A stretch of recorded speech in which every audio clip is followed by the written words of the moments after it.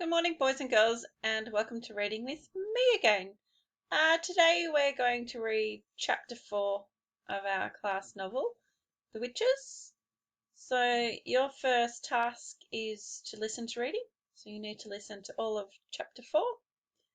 And then once we've read chapter 4, then you're going to do read to self. So, chapter 4 The Grand High Witch. The next day, a man in a black suit arrived at the house, carrying a briefcase, and he held a long conversation with my grandmother in the living room. I was not allowed in while he was there, but when at last he went away, my grandmother came in to me, walking very slowly and looking very sad. "That man was reading your grandfather's will," she said. "What is a will?" I asked. "It is something you write before you die," she said, "and in it you say who is going to have your money and your property. But most important of all, it says who is going to look after your child if both your mother and father are dead." A fearful panic took hold of me. "It did say you, grandmamma," I cried. "I don't have to go to somebody else, do I?" "No," she said. "Your father would never have done that. He has asked me to take care of you for as long as I live, but he has also asked that I take you back to your own house in England. He wants us to stay there." "But why?" I said. "Why can't we stay here in Norway? You would hate to live anywhere else. You told me you would." "I know," she said, "but there are a lot of complications with money and with the house that you wouldn't understand. Also, it's said in the will that although all your family is Norwegian, you were born in England and you have started your education there, and he wants you to continue going to English schools." "Oh, grandmamma," I cried, "you don't want to go and live in our English house. I know you don't." "Of course I don't," she said, "but I am afraid I must. The will said that your mother felt the same way about it, and it is important to respect the wishes of the parents." There was no way out of it. We had to go to England, and my grandmother started making arrangements at once. "Your next school term begins in a few days," she said, "so we don't have any time to waste."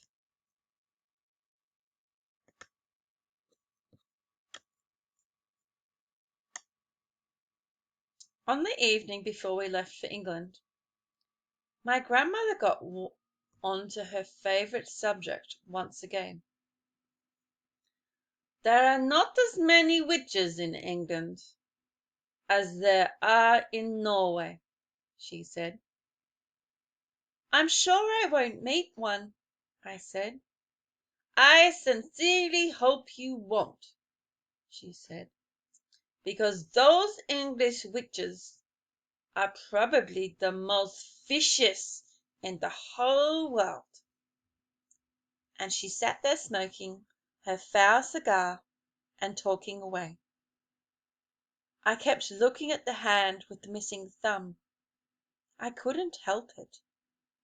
I was fascinated by it, and I kept wondering what awful thing must have happened that time she met a witch.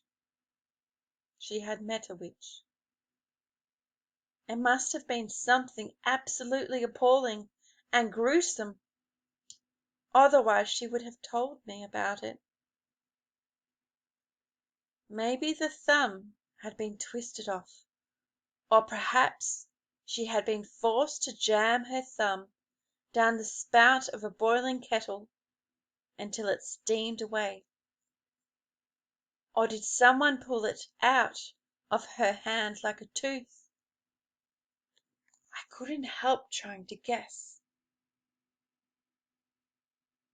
"Tell me what those English witches do, Grandmamma," I said.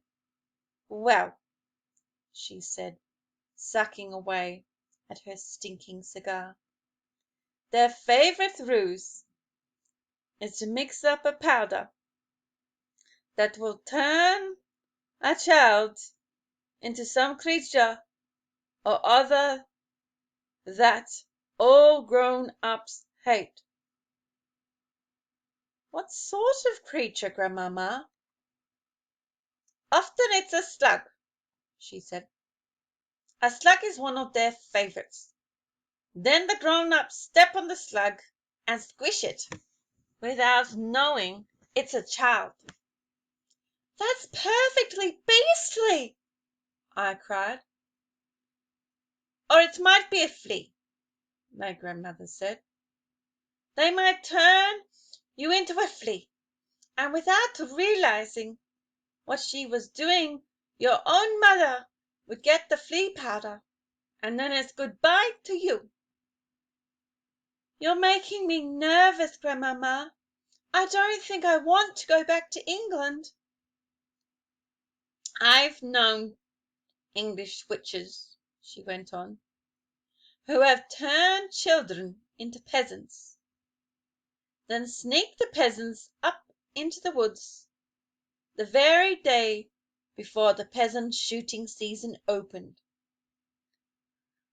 "Ouch!" I said. "So they get shot?"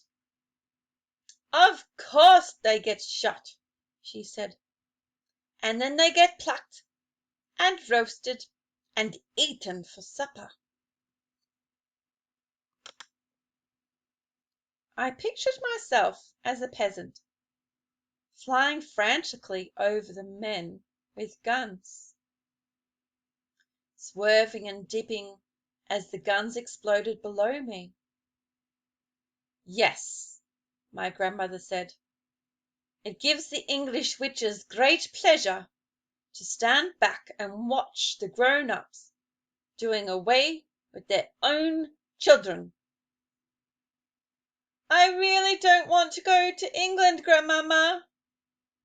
"Of course you don't," she said, "nor do I, but I'm afraid we've got to." "Are witches different in every country?" I asked. "Completely different," my grandmother said. "But I don't know much about the other countries." "Don't you even know about America?" I asked. "Not really," she answered, "although I have heard it said that over there the witches are able to make the grown-ups eat their own children." "Never!" I cried. "Oh no, Grandmamma, that couldn't be true." "I don't know whether it's true or not," she said. "It's only a rumour I've heard." "But how could they possibly make them eat their own children?" I asked. "By turning them into hot dogs," she said. "That wouldn't be too difficult for a clever witch." "Does every single country in the world have its witches?" I asked. "Wherever you find people, you find witches," my grandmother said. "There is a secret society of witches in every country." "And do they all know one another, Grandmamma?" "They do not," she said. A witch only knows the witches in her own country. She is strictly forbidden to communicate with any foreign witches. But an English witch, for example, will know all the other witches in England. They are all friends. They ring each other up. They swap deadly recipes. Goodness knows what else they talk about. I hate to think. I sat on the floor, watching my grandmother. She put her cigar stub in the ashtray and folded her hands across her stomach.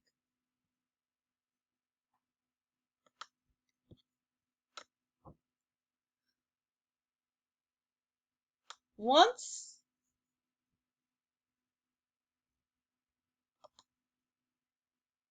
once a year, she went on, the witches of each separate country hold their own secret meeting. They all get together in one place to receive a lecture from the Grand High Witch of the world. From who? I cried. She is the ruler of them all, my grandmother said. She is all powerful. She is without mercy. All other witches are petrified of her. They see her only once a year at their annual meeting. She goes there to whip up excitement and enthusiasm and gives orders. The Grand High Witch travels from country to country, attending these annual meetings. Where do they have these meetings, Grandmama? There are all sorts of rumours, my grandmother said.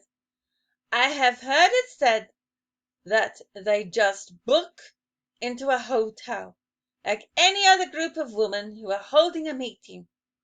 I have heard it said that some very peculiar things go on in the hotels they stay in.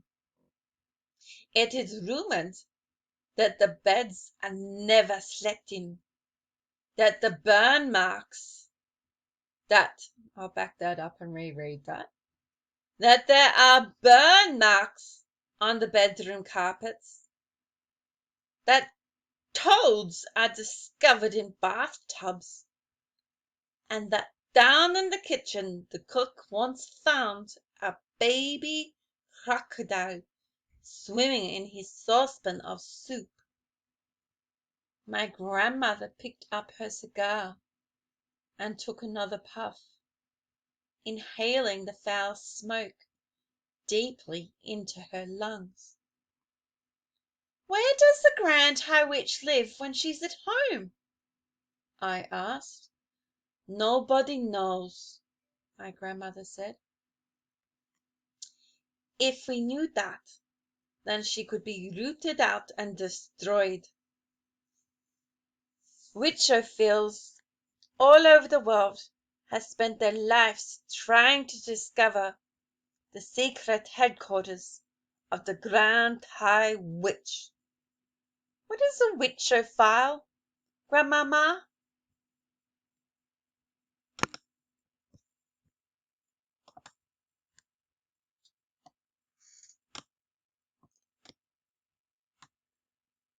A person who studies witches and knows a lot about them, my grandmother said.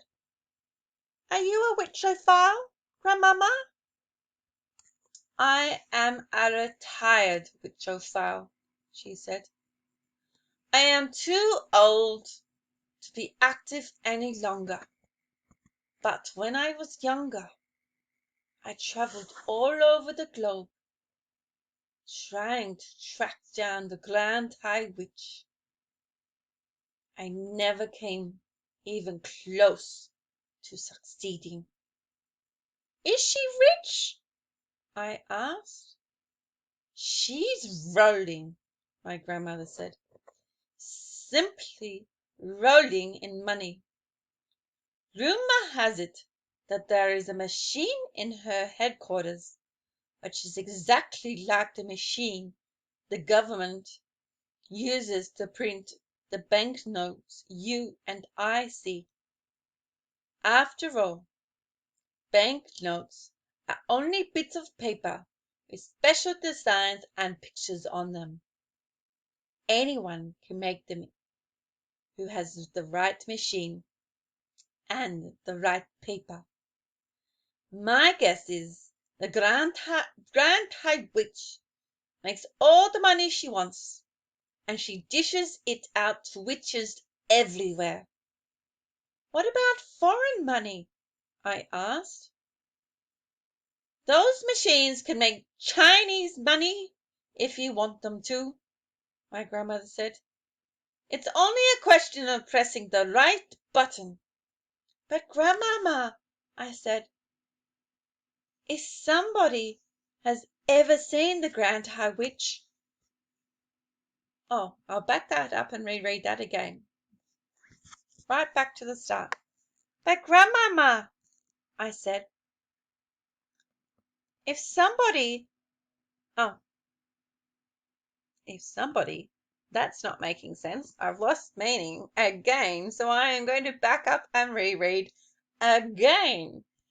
But Grandmama, I said, if nobody has ever seen the Grand High Witch, how can you be so sure she exists? My grandmother gave me a long and very severe look. Nobody has ever seen the devil, she said, but we know he exists.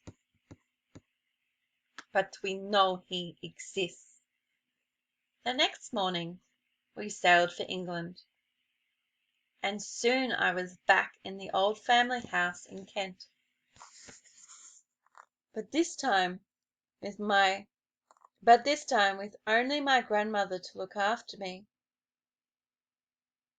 Then the Easter term began, and every weekday I went to school, and everything seemed to have come back to normal again.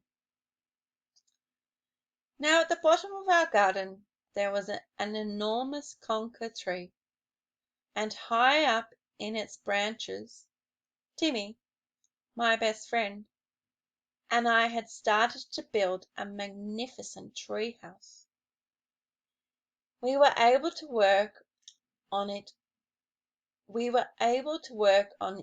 only at the weekends, but we were getting along fine. We had begun the floor, which we built by laying wide planks between two quite far apart branches and nailing them down. Within a month we had finished the floor. Then we constructed a wooden railing around the floor and that left only the roof to build. The roof was the difficult bit. One Saturday afternoon, when Timmy was in bed with the flu, I decided to make a start on the roof all by myself. It was lovely being up high there in the conker tree, all around, all alone, with the pale young leaves coming out everywhere around me. It was like being in a big green cave, and the height made it extra exciting. My grandmother had told me that if I fell I would break a leg, and every time I looked down I got a tingle along my spine.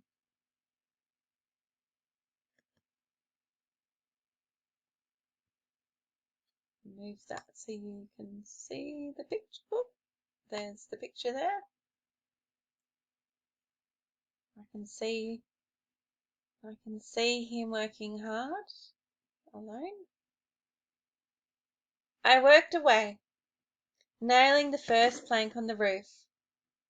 Then suddenly, out of the corner of my eye, I caught sight of a woman standing immediately below me.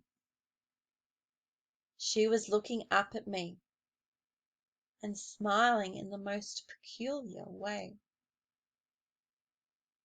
When most people smile, their lips go out sideways.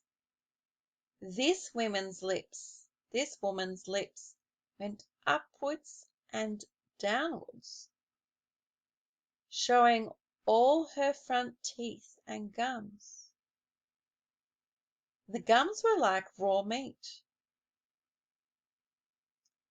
It is always a shock to discover that you are being watched when you think you are alone. And what was this strange woman doing in our garden anyway? I noticed that she was wearing a small black hat, and she had black gloves on her hands, and the gloves came nearly up to her elbows. Gloves! She was wearing gloves! I froze all over. I have a present for you, she said, still staring at me, still smiling, still showing her teeth and gums. I didn't answer. Come down out of the tree, little boy, she said, and I shall give you the most exciting present you've ever had. Her voice had a curious rasping quality. It made a sort of metallic sound, as though her throat was full of drawing pins. Without taking her eyes from my face, she very slowly put one of those gloved hands into her purse and drew out a small green snake. She held it up for me to see.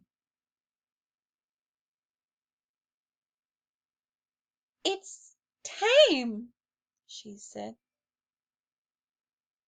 The snake began to coil itself around her forearm.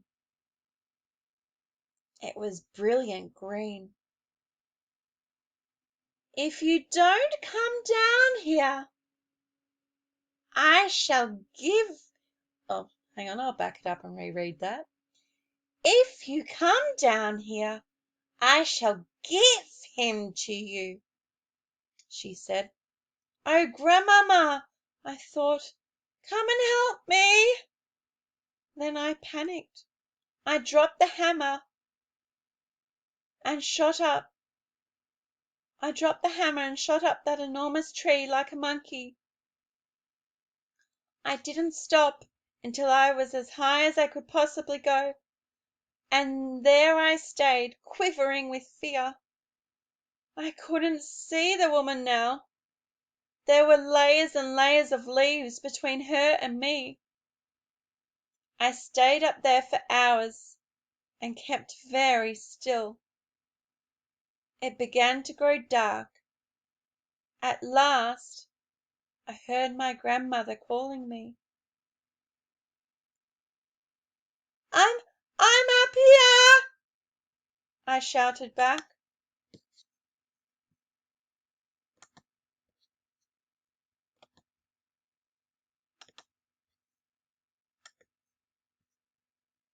Come down at once, she called out. It's past your supper time. Grandmama, I shouted. Has the woman gone? What woman? My grandmother called back. The woman in the black gloves. There was silence from below. It was the silence of somebody who was stunned to speak. "Grandmamma!" I shouted again. "Has she gone?" "Yes," my grandmother answered at last. "She's gone. I'm here, my darling. I'll look after you. You can come down now." I climbed down. I was trembling. My grandmother enfolded me in her arms. "I've seen a witch," I said. "Come inside," she said. "You'll be all right with me." She led me into the house and gave me a cup of hot cocoa with lots of sugar in it. "Tell me everything," she said. I told her. By the time I had finished, it was my grandmother who was trembling. Her face was ashy grey, and I saw her glance down at the hand of hers that didn't have a thumb. "You know what this means?" she said. "It means that there is one of them in our district. From now on I'm not letting you walk alone to school." "Do you think she could be after me specially?" I asked. "No," she said, "I doubt that. One child is as good as any other to those creatures." It is hardly surprising that after I became a very witch-conscious little boy, if I happened to be alone on the road and saw a woman approaching who was wearing gloves, I would quickly skip across to the other side, and as the weather remained pretty cold during the whole of that month, nearly everybody was wearing gloves. Curiously enough, though, I never saw the woman with the green snake again. That was my first witch, but it wasn't my last. Ooh. So, boys and girls, I hope you're enjoying this as much as I am enjoying reading this. So, the gloves were the clue that he used. Okay, so boys and girls, what I would like you to do now is you can do your read to self. So, we would all like you to try and read for 20 minutes today. Make sure that when you are reading, that you are using all your different reading strategies together to help you. Okay, so thinking about what your individual strategy has been and using all the strategies that you know together to make sure that you're understanding what you're reading, that you're reading your words accurately, fluently, and you're looking for new words that you might come across. Good luck. See you tomorrow.